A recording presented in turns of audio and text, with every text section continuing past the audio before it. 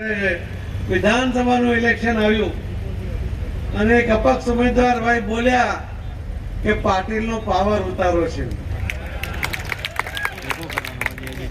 એટલે હું અહીંયા આવ્યો હતો અને ત્યારે મેં કહ્યું હતું કાર્યકર્તાઓને જે મળવાનું થયું અને કહ્યું હતું કે પાવર પાટીલનો નથી, પાવર કાર્યકર્તાઓનો છે અને એવો કોઈ આવીને કહી દે કે હું પાવર ઉતારી દઈશ, એની તાકાત નથી એ પાવર ઉતારી શકે. આ તમારો પાવર છે, કોઈ ઉતારી શકે ભાઈ?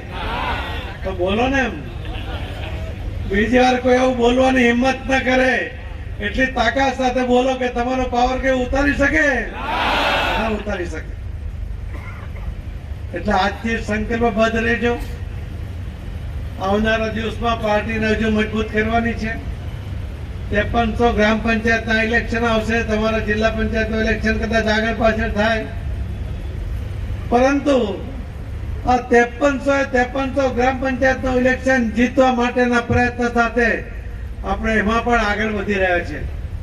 જરૂરી નથી કે હું જ પ્રમુખ હોઉં, પણ કાર્યકર્તા તો છું જ, અને ચોક્કસપણે એ જીત માટે પણ પૂરી તાકાત તમારી સાથે લગાવીને આખા ગુજરાતમાં ફરીથી ડંકો વગાડવાનો છે. મિત્રો, હું આપ સૌને કહેવા પણ માંગીશ કે આ કાર્યાલયના ઉપર તમારા બધાનો અધિકાર છે, અને કાર્યાલય પર તમારો અધિકાર હોય તેમ પાર્ટીનો પણ તમારી પર અધિકાર છે. પાર્ટીએ આપણને મોટા કર્યા છે. કોઈ એક કાર્યકર્તા જયારે બહાર જાય છે ત્યારે એના ગળામાં જે ખેસ હોય છે ને, એ જ એના સન્માન આપવા માટેનું પ્રતીક હોય છે. સામેવાળો વ્યક્તિ તમને સન્માન આપે છે, તમારો વાણી, વ્યવહાર, વર્તન એ કદાચ એ સન્માનનો ઉમેરો કરો છે, એમાં ક્યાંય ઘટાડો ન થાય એના માટેના પ્રયત્ન પણ તમે બધા સૌ કાર્યકર્તા અને આગેવાનો કરજો, એવી પણ તમારી પાસે હું વિનંતી કરું છું. કાર્યાલયના ઉદઘાટનની વાત જ્યારે આવી ત્યારે મેં તો કહ્યું કે મારા તો આવા દિવસો ગણાય છે, કલાકો ગણાય છે. તેવા ટાઈમે હવે જે નવા આવશે તેની પાસે કરાવજો.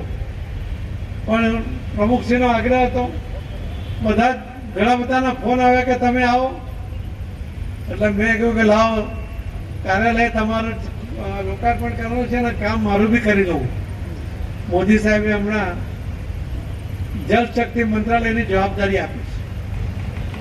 આપી છે ને? કોને આપી? અરે આપણને આપી, મને નહીં, આપણને બધાને આપી છે. અને એની જરૂરિયાત